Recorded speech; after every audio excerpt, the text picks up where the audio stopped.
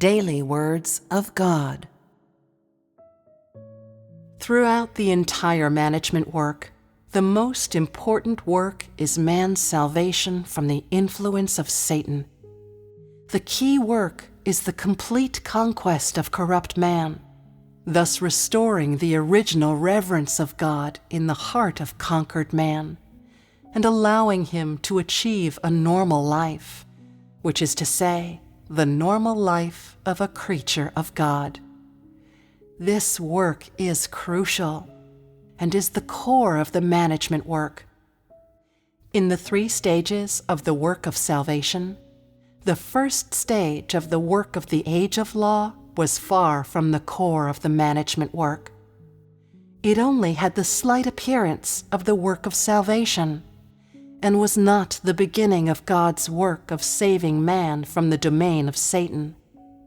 The first stage of work was done directly by the Spirit because, under the law, man only knew to abide by the law and did not have more truth, and because the work in the age of law hardly involved changes in the disposition of man, much less was it concerned with the work of how to save man from the domain of Satan.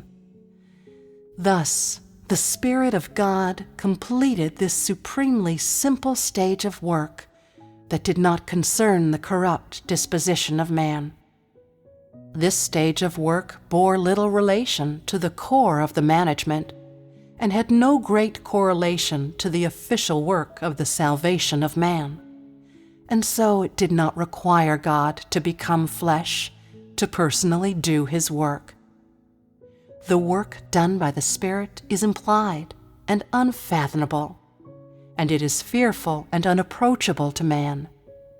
The Spirit is not suited to directly doing the work of salvation, and is not suited to directly providing life to man. Most suitable for man is to transform the work of the Spirit into an approach that is close to man, which is to say, what is most suitable for man is for God to become an ordinary, normal person to do his work. This requires God to be incarnated, to replace the work of the Spirit, and for man, there is no more suitable way for God to work. Among these 3 stages of work, 2 stages are carried out by the flesh, and these 2 stages are the key phases of the management work. The 2 incarnations are mutually complementary and perfect each other. The first stage of God's incarnation laid the foundation for the second stage, and it can be said that the 2 incarnations of God form one whole and are not incompatible with each other. These 2 stages of God's work are carried out by God in his incarnate identity because they are so important to the entire management work. It could almost be said that, without the work of the 2 incarnations of God, the entire management work would have ground to a halt, and the work of saving mankind would be nothing but empty talk. Whether or not this work is important is based on the needs of mankind and the reality of mankind's depravity and the severity of Satan's disobedience and its disturbance of the work. The right one who is up to the task is predicated upon the nature of his work and the importance of the work.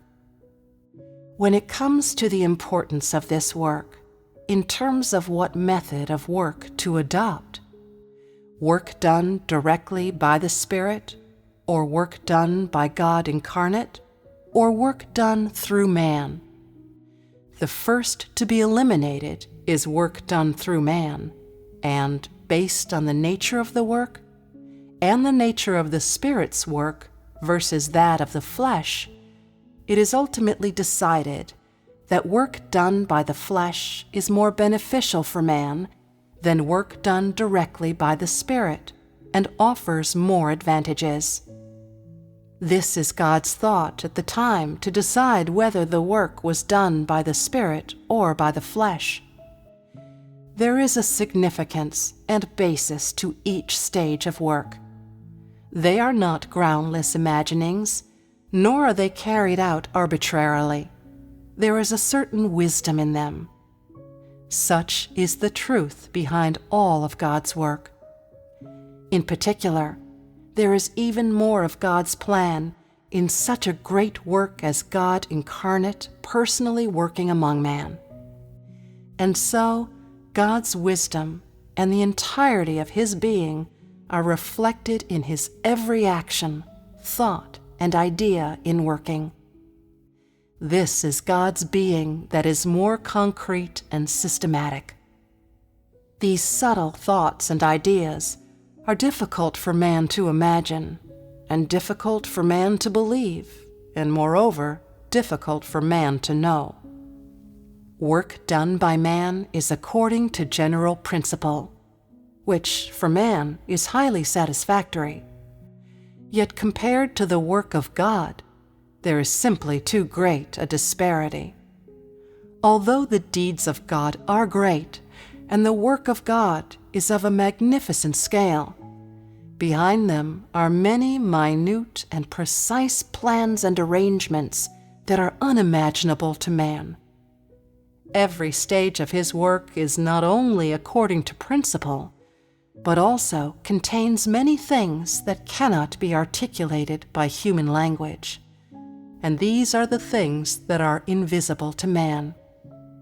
Regardless of whether it is the work of the Spirit or the work of God incarnate, each contains the plans of His work. He does not work groundlessly and does not do insignificant work. When the Spirit works directly, it is with His goals, and when He becomes man, which is to say, when He transforms His outer shell to work, it is even more with His purpose. Why else would He change His identity freely? Why else would He become a person who is regarded as lowly and is persecuted?